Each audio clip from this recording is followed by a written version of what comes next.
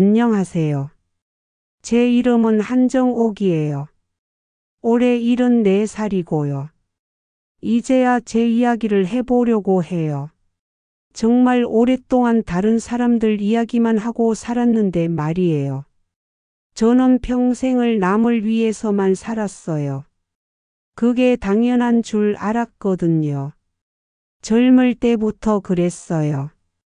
25세 남편 김석호 씨를 만나서 결혼했는데 그때부터 제 삶은 남편 중심이었어요.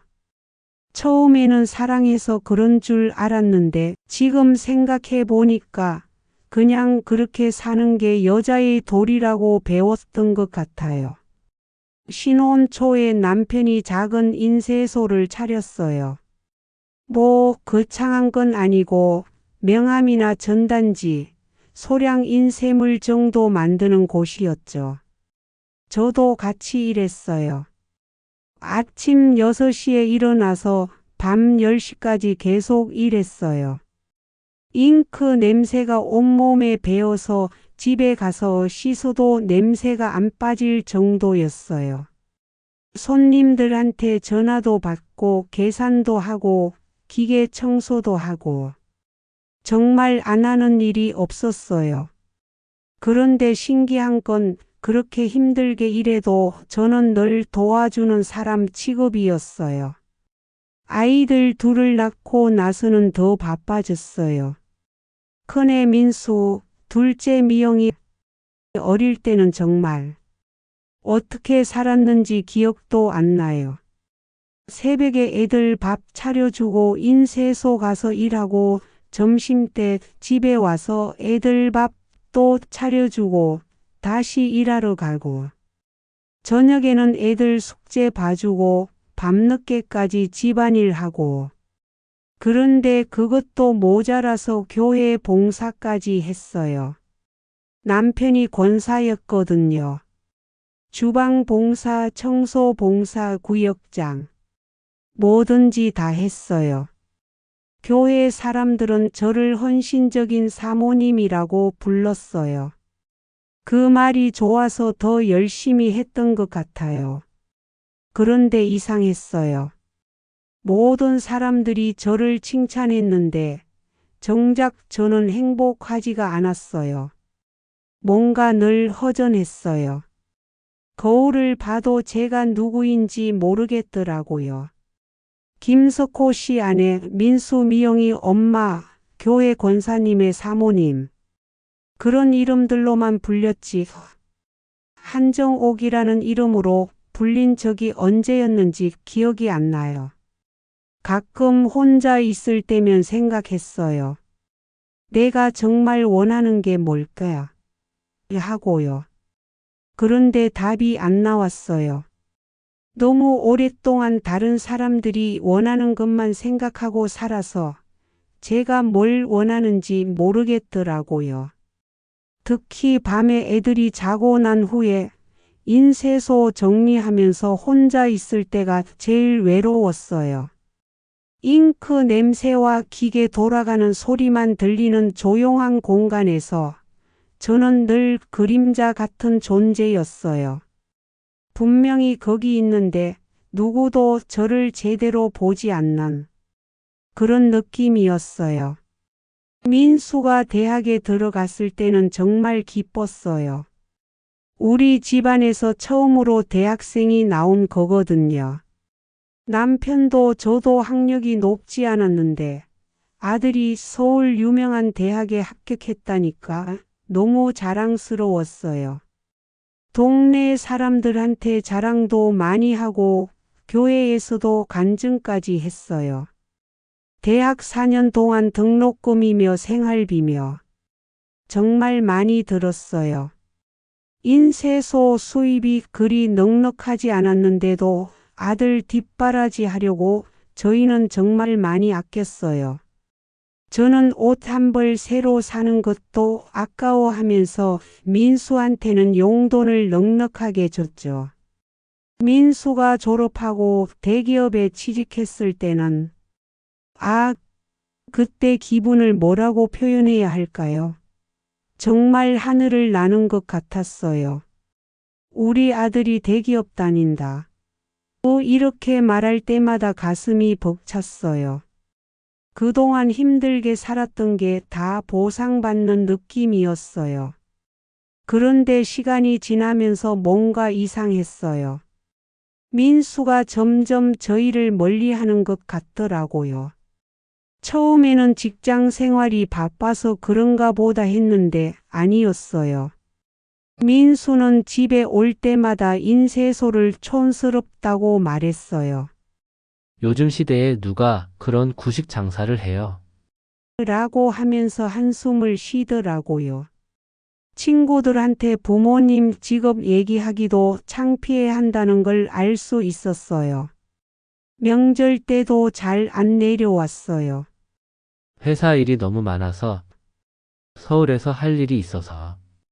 핑계가 많더라고요. 한 번은 제가 아들아, 엄마가 보고 싶다고 전화했더니 엄마, 저도 보고 싶긴 한데 정말 바빠요. 나중에 시간 되면 갈게요. 라고 하더라고요. 그런데 그 나중에는 오지 않았어요. 둘째 미영이는 또 다른 속상함이 있었어요. 제가 민수만 편애한다고 생각했나 봐요. 사실 그런 마음이 아예 없었다고는 할 수 없어요. 아들이니까 더 신경 쓴 게 있었죠. 그때는 그게 당연한 줄 알았는데. 미영이는 미술을 좋아해서 미술교육과에 들어갔어요. 졸업하고 중학교에서 미술을 가르치고 있어요. 나름 괜찮은 직업이라고 생각하는데 민수가 대기업 다니는 거에 비하면 뭔가 아쉬웠던 게 사실이에요. 미영이는 그런 제 마음을 다 알았나 봐요. 집에 와서도 말수가 적고 뭔가 늘 경계하는 느낌이었어요. 가끔 엄마는 오빠만 좋아해. 라고 말할 때가 있었는데 그럴 때마다 제 가슴이 아팠어요. 그런 뜻이 아니었는데. 하지만 솔직히 말하면 완전히 그런 뜻이 아니었다고 할 수도 없었어요. 결혼도 미영이가 먼저 했어요. 괜찮은 남자를 만나서 결혼했는데 저는 왜인지 모르게 서운했어요.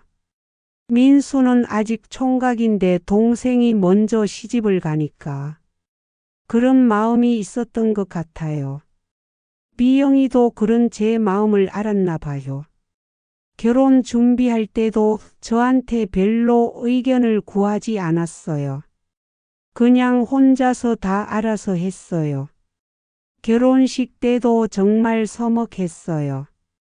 딸의 결혼식인데 저는 뭔가 구경꾼 같은 기분이었어요. 두 아이 모두 자식으로 키웠지만 이상하게도 점점 멀어지는 느낌이었어요. 제가 그들을 위해 그렇게 많은 걸 희생했는데 왜 이런 기분이 드는 걸까요? 2000년대에 들어서면서 인쇄소 일이 점점 어려워졌어요. 컴퓨터가 보급되고 디지털 인쇄가 늘어나면서 저희 같은 작은 인쇄소는 경쟁이 안 되더라고요. 매출이 점점 줄어들었어요. 그래도 다른 일을 할 줄 몰랐으니까 계속 버텼죠. 그러다가 남편이 쓰러졌어요. 처음에는 단순히 과로인 줄 알았는데 병원에 가보니까 간에 문제가 있다고 하더라고요. 그것도 꽤 진행된 상태였어요. 의사 선생님이 앞으로 2, 3년은 꾸준히 치료받으셔야 합니다. 라고 했을 때 눈앞이 캄캄했어요. 남편이 병원에 입원하고 나서는 정말 어떻게 살았는지 기억도 잘 안 나요. 인쇄소는 혼자 돌려야 하고 병원비는 계속 나가고 간병도 해야 하고 민수와 미영이한테 도움을 요청했지만 둘 다 바쁘다는 핑계만 했어요. 민수는 엄마, 제가 도와드리고 싶지만 회사에서 중요한 프로젝트를 맡고 있어서요. 대신 병원비 조금 보태드릴게요. 라고 하면서 한 달에 30만 원씩 주더라고요. 고마운 마음이었지만 실제 병원비에 비하면 턱없이 부족했어요. 미영이도 마찬가지였어요. 엄마, 우리도 애 키우느라 여유가 없어요. 그리고 아빠 간병은 제가 할 수 없잖아요. 엄마가 해야죠. 라고 했어요. 맞는 말이긴 했지만 정말 외로웠어요. 3년 동안 저 혼자서 다 했어요. 새벽 5시에 일어나서 병원 가서 남편 돌보고, 오전에 인쇄소 가서 일하고, 점심에 다시 병원 가서 남편 식사 도와드리고, 오후에 또 인쇄소 가고, 밤에는 병원에서 밤샘하고, 이런 생활을 3년 내내 했어요. 살이 10kg도 넘게 빠졌어요. 거울을 보면 완전히 다른 사람 같더라고요. 그런데 더 힘들었던 건 마음이었어요. 가끔 남편이 잠들어 있을 때 병실 의자에 앉아서 생각했어요. 내 인생이 이게 맞나? 하고요. 그런데 남편이 정말 신기한 사람이었어요. 하늘나라 가기 3개월 전쯤에 저를 불러서 이런 말을 하더라고요. 여보, 내가 정말 미안해. 당신 평생을 나 때문에 희생시켰네. 저는 무슨 소리예요? 당연한 거조라고 했는데 남편이 고개를 저으면서 아니야, 당신도 당신 인생이 있어야 했는데. 라고 하더라고요. 남편이 하늘나라 가기 일주일 전에 작은 봉투 하나를 제게 줬어요. 이건 나중에 내가 떠나고 나서 열어봐. 라고 하면서요. 저는 무슨 유언장인가 보다 생각했어요. 남편이 돌아가신 후에 그 봉투를 열어봤는데 정말 깜짝 놀랐어요. 보험금이 4억 원이나 되더라고요. 그리고 편지가 하나 들어 있었는데 그 내용을 지금도 기억해요. 여보, 내가 평생 당신한테 미안했어. 당신은 나를 위해서만 살았는데 나는 당신을 위해 뭘 해줬나 싶어. 이 돈으로 제발 이제는 당신을 위해 살아줘. 당신이 하고 싶었던 일, 가고 싶었던 곳 다 해봐. 그게 내 마지막 소원이야. 그날 밤에 저는 평생 처음으로 펑펑 울었어요. 슬픔 때문만이 아니라 뭔가 해방된 느낌 때문이었어요. 아, 이제야 제 인생을 살 수 있구나. 그런 생각이 들었어요. 남편 장례를 치르는 동안은 민수와 미영이 모두 와서 도와줬어요. 오랜만에 가족이 함께 있으니까 좀 위로가 되더라고요. 그래도 내 자식들이구나 하는 생각이 들었어요. 그런데 장례가 끝나고 한 달쯤 지나니까 애들이 조금씩 이상한 소리를 하기 시작했어요. 먼저 민수가 그랬어요. 엄마, 이제 혼자 사시기 힘들 것 같은데 아파트라도 하나 마련해 두시는 게 어때요? 처음에는 정말 저를 걱정해서 하는 말인가 보다 했어요. 그런데 계속 듣다 보니까 이상했어요. 아파트를 제 이름으로 사두시면 세금도 절약되고 나중에 관리하기도 편할 것 같아요. 엄마 혼자 부동산 거래하시기도 복잡하잖아요. 이런 식으로 말하더라고요. 며느리도 한몫했어요. 어머니, 요즘 애 교육비가 정말 많이 들어요. 학원비만 월 100만 원이 넘어가고 과외비까지 하면 어머니가 조금만 도와주시면 정말 감사할 텐데요. 처음에는 손주를 위한 거니까 당연히 도와줘야 한다고 생각했어요. 그런데 자꾸 듣다 보니까 뭔가 이상했어요. 걱정의 말투가 아니라 요구하는 말투더라고요. 미영이는 또 다른 방식이었어요. 그동안 쌓인 서운함을 이때다 싶어서 다 쏟아내더라고요. 엄마, 나는 어릴 때부터 오빠만 좋아한다고 생각했어. 그런데 이제는 나를 좀 봐줘야 하는 거 아니야? 우리 집 대출금도 있고 애 키우느라 힘든데 엄마가 도와주지 않으면 누가 도와줘? 오빠는 이미 충분히 받았잖아. 이런 식으로 말하더라고요. 정말 기가 막혔어요. 제가 민수 대학 등록금 대준다고 미영이한테 소홀했던 건 사실이에요. 하지만 그것도 다 우리 가족을 위해서였는데 이제 와서 그걸 빌미로 돈을 요구하다니. 더 충격적인 건 둘이 서로 경쟁하듯이 저한테 돈을 요구했다는 거예요. 민수는 엄마, 제가 장남인데 좀 더 챙겨주셔야죠. 미영이는 나는 딸이니까 엄마 모실 의무가 있어. 그러니까 나한테 더 줘야 해. 라고 하고 한 번은 정말 화가 나서 물어봤어요. 너희들이 정말 나를 걱정해서 하는 말이야? 아니면 돈 때문이야? 그랬더니 둘 다 발끈하면서 아니라고 하더라고요. 하지만 저는 알 수 있었어요. 아들, 딸이 저를 정말 걱정해서 하는 말이 아니라는 걸. 그들 눈에는 제가 사람이 아니라 4억 원을 가진 존재로 보였던 거예요. 그때 깨달았어요. 아, 내가 평생 이 아이들을 위해 살았는데 결국 이들에게 나는 이런 존재였구나. 돈이 없을 때는 관심도 없다가 돈이 생기니까 갑자기 꼭 필요한 어머니가 된 거죠. 정말 허무했어요. 그동안 제가 뭘 위해 살았나 싶더라고요. 이 아이들이 잘 되기를 바라면서 제 모든 걸 희생했는데요. 결국 그들에게 저는 돈을 줄 수 있는 사람 그 이상도 이하도 아니었던 거예요. 그날 밤 저는 정말 오랫동안 생각했어요. 침대에 누워서 천장을 바라보면서 이제 어떻게 살아야 할까 하고요. 74살이에요. 평균 수명을 생각해 보면 한 10년 정도 더 살 수 있을까요? 그 10년을 또 다른 사람들을 위해 살아야 하나? 아니면 정말로 제 자신을 위해 살아봐야 하나?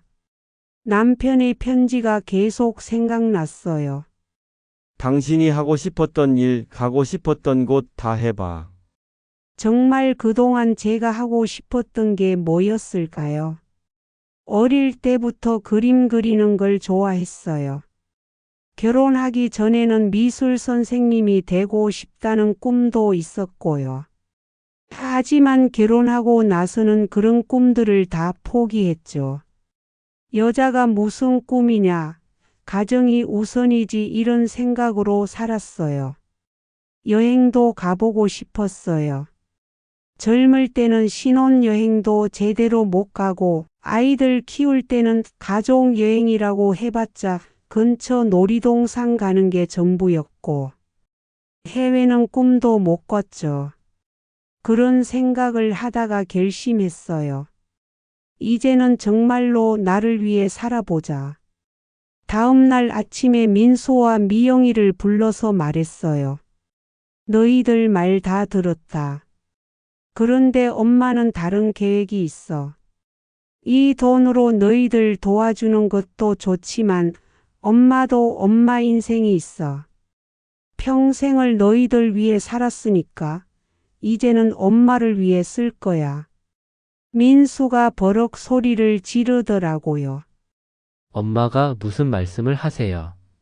우리를 위해 쓰는 게 당연한 거 아니에요. 미영이도 엄마 나이가 몇 살인데 지금 와서 무슨 꿈을 찾는다는 거예요. 라고 하더라고요. 하지만 저는 이미 결심했어요. 너희들을 위해 평생을 살았다. 이제는 나 자신을 위해 살겠다. 먼저 생활비와 병원비를 계산해 봤어요. 앞으로 10년간 넉넉하게 쓸 수 있도록 2억 5천만 원 정도는 따로 빼두었어요. 나머지 1억 5천만 원으로는 정말 제가 하고 싶었던 일들을 해보기로 했어요. 가장 먼저 미술 학원에 등록했어요. 동네 문화센터에서 하는 수업이 아니라 제대로 된 화실이요. 처음에 선생님이 어머니 나이가 이런 말을 하려다가 제 눈빛을 보고는 말을 멈추더라고요. 74살의 미술을 배우러 온 학생은 저뿐이었어요.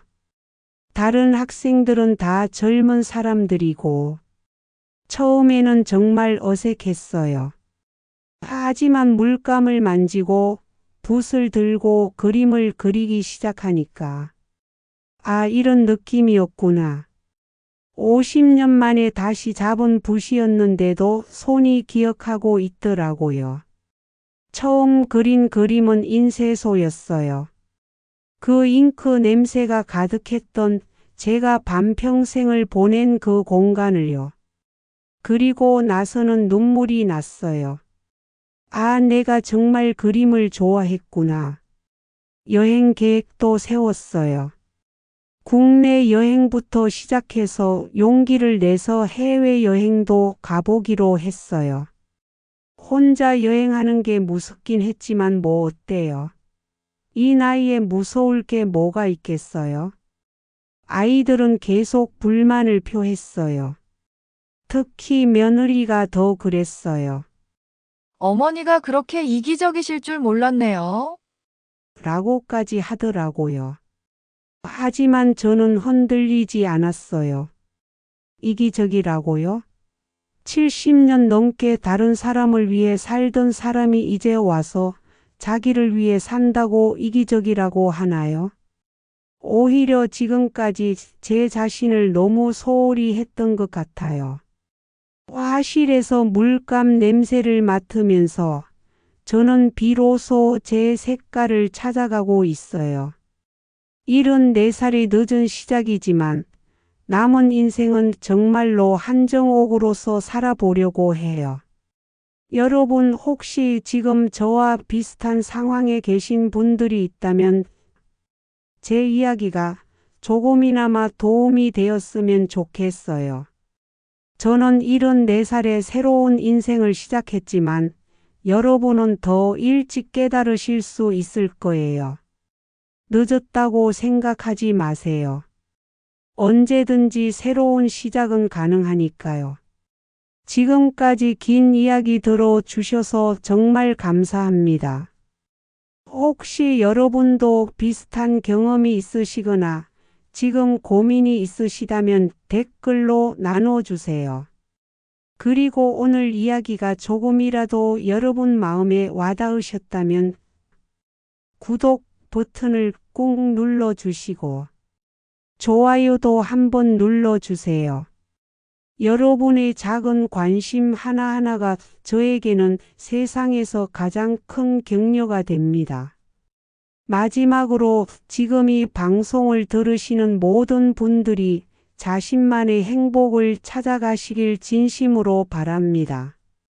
여러분 모두 건강하시고 행복하세요.